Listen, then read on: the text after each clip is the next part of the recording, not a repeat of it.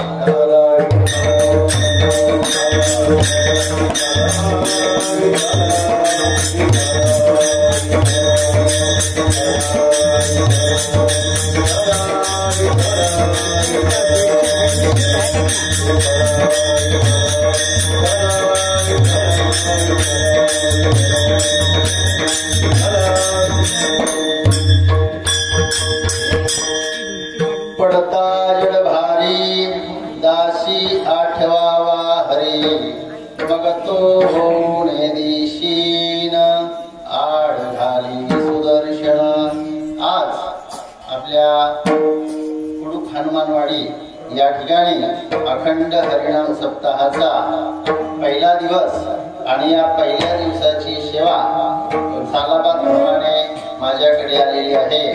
त्यामुळे तुम्हा सर्व ग्रामस्थांना पहिल्यांदा धन्यवाद। आमचे पवार सर त्यांना धन्यवाद।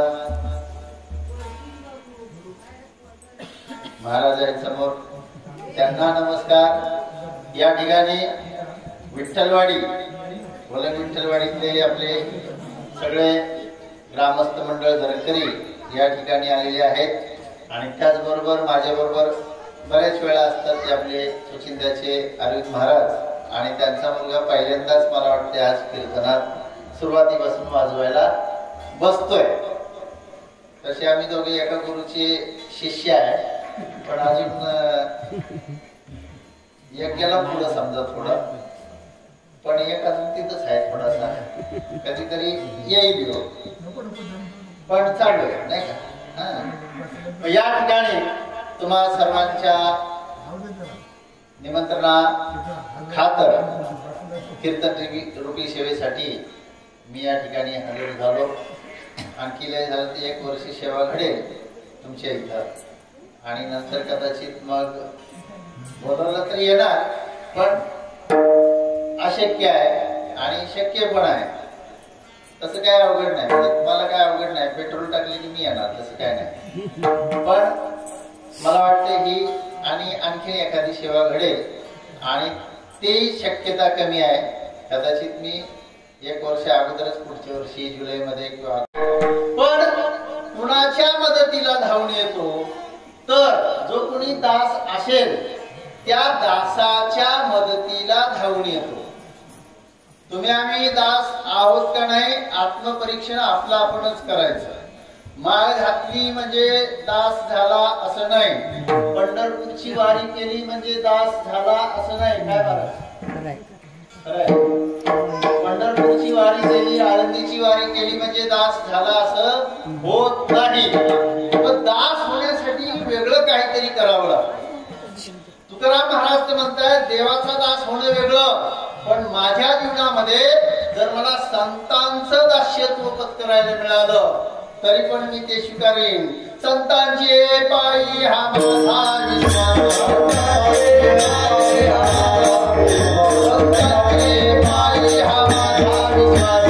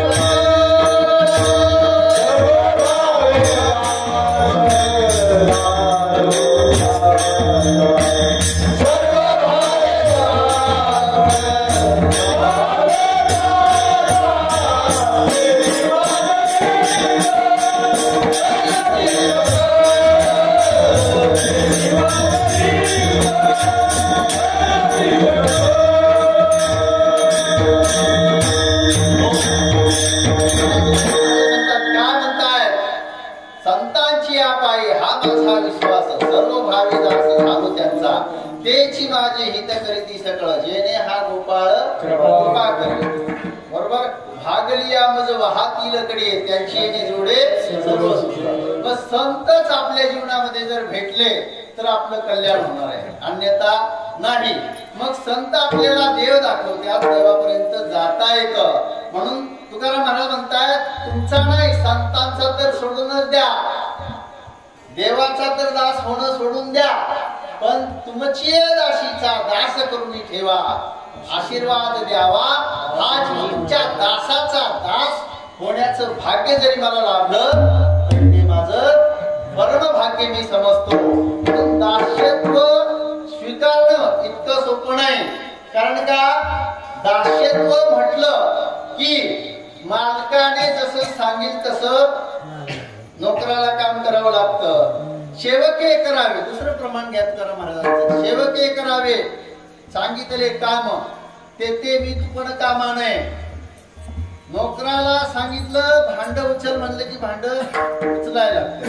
हॉटेलमध्ये एखादा कामाला असेल टेबल पुसून घे, टेबलच पुसाय का तो गल्ला बसणार आहे? नाही.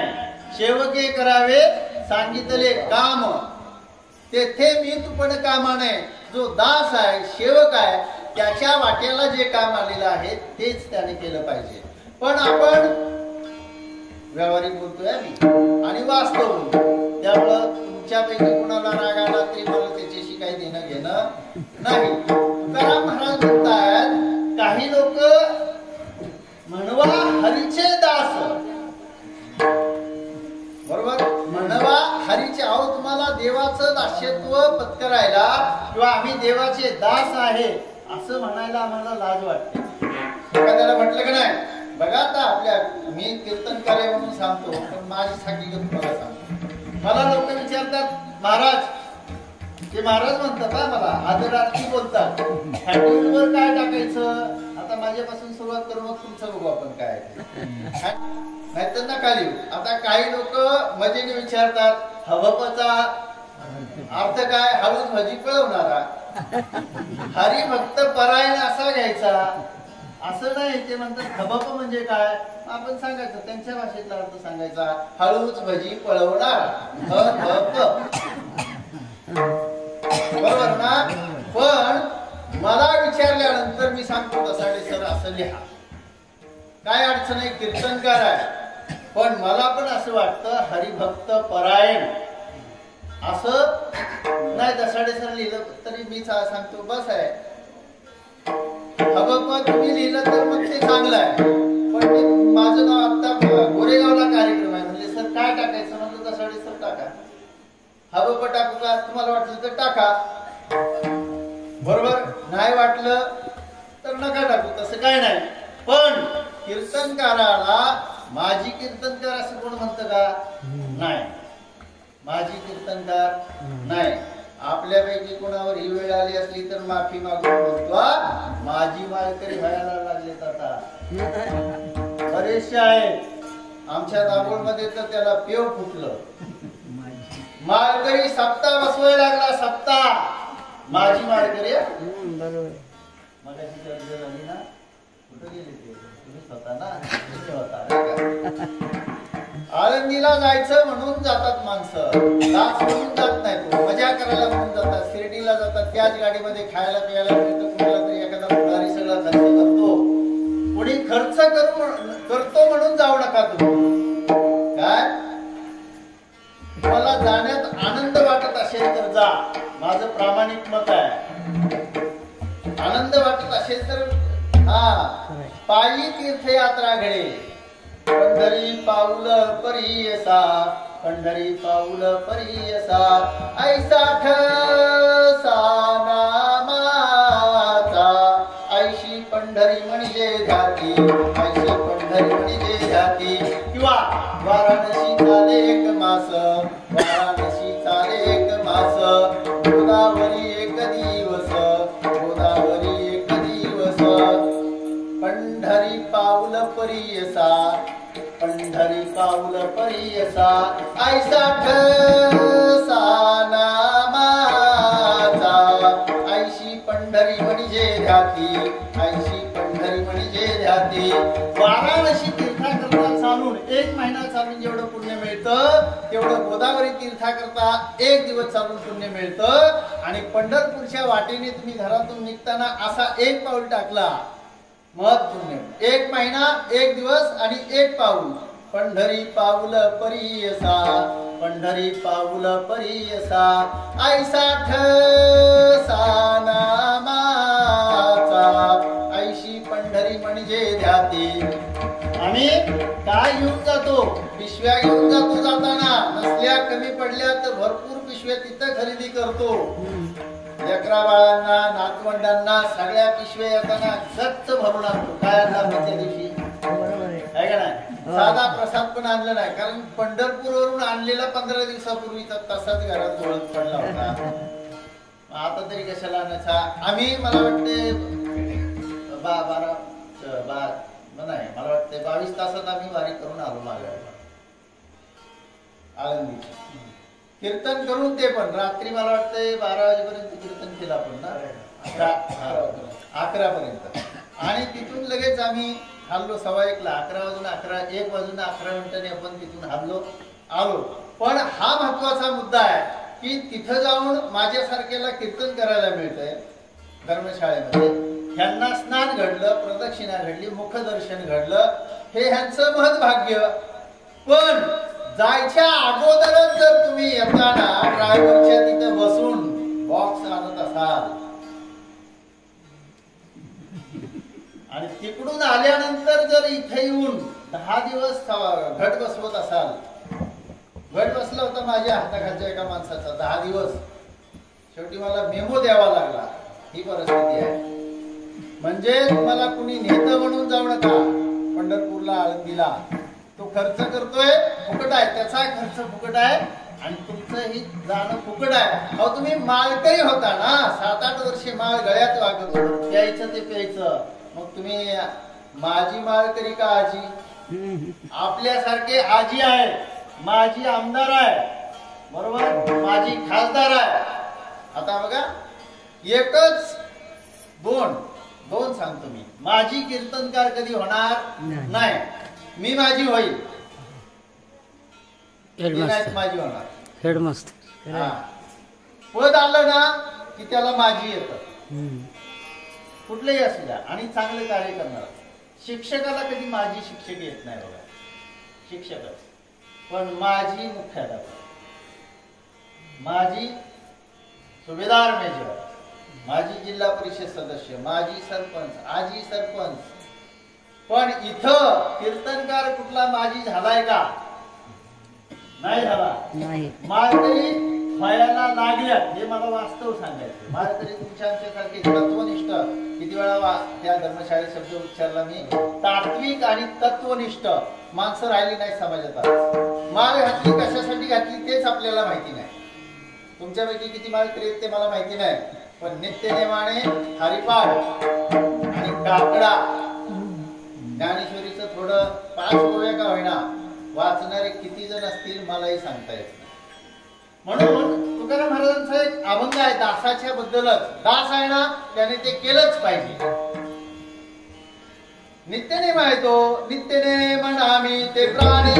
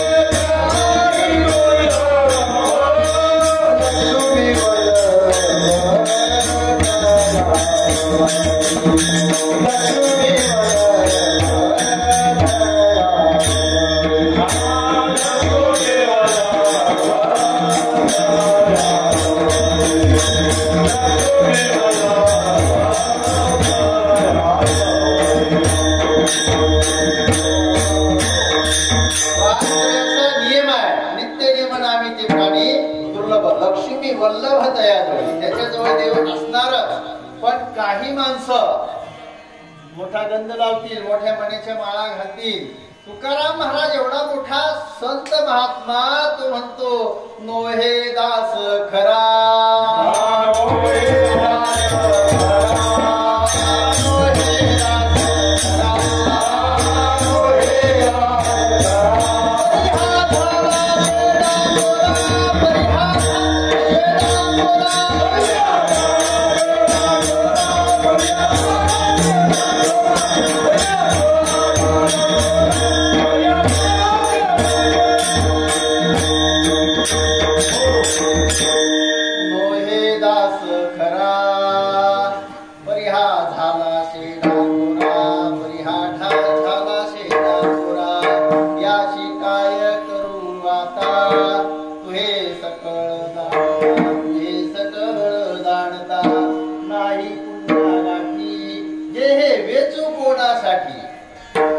या उपाधी वाढविली कृपा निधी.